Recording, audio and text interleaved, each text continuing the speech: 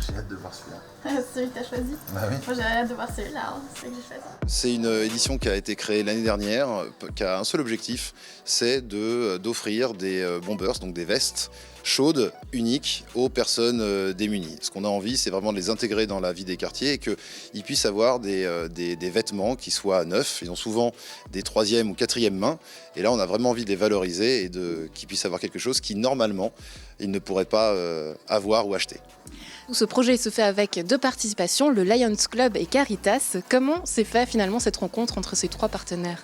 Oui, tout à fait. Donc c'est vrai qu'on accélère sur cette deuxième édition.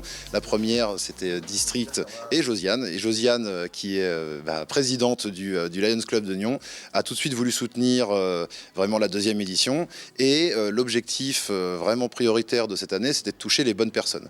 Et donc on s'est rapproché assez naturellement de Caritas Vaud, qui a adoré le projet, son côté créatif, son côté original, mais son côté aussi valorisant pour les personnes dans la rue. Donc finalement, ça a été une sorte de triptyque assez naturel et l'ensemble des acteurs se réjouit vraiment de pouvoir lancer cette deuxième édition. Mélodie, le côté créatif, c'est à toi qu'on le doit évidemment puisque tu es là aussi dès le départ à l'origine du projet. Avec tes mains, tu crées donc ces bombers, on va en parler tout à l'heure. Mais qu'est-ce qui te plaît finalement dans ce projet ? Pourquoi tu as eu envie de rejoindre le concept ? Alors effectivement j'aime beaucoup ce projet, c'est mon métier de faire des vêtements, donc là participer avec le projet de Raphaël c'est très bien. Et puis ça change aussi, c'est un autre monde, faire des bombers réversibles, c'est toujours intéressant. Et puis voilà, tout le côté créatif, partir du patron, de faire couper, coudre, c'est toujours intéressant.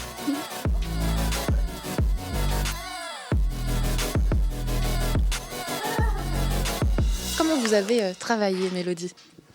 Alors en fait, on a présenté les tissus aux personnes de Caritas et ils ont eux choisi quel tissu ils voulaient mettre dans les bombers. Et en fait, on leur a laissé assez libre parce que chaque pièce de vêtement, par exemple une manche gauche, une manche droite, eh ben, ils pouvaient choisir la couleur qu'ils voulaient, le tissu, puis faire des associations comme ça. Donc ça donnait un côté un peu amusant au projet.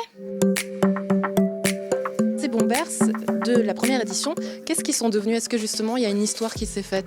Alors là où c'est hyper valorisant et hyper intéressant, c'est qu'on sait qu'on a eu un impact puisque le 16 février dernier, donc 16 février 2019, on a eu la chance de voir ces personnes dans le besoin qui portaient ces bombers-là le jour J et le lendemain. Alors c'est vrai que on fait un peu le tour, on est Nyonnais, on fait un peu le tour, on n'a pas eu la chance de revoir ces personnes-là avec les bombers.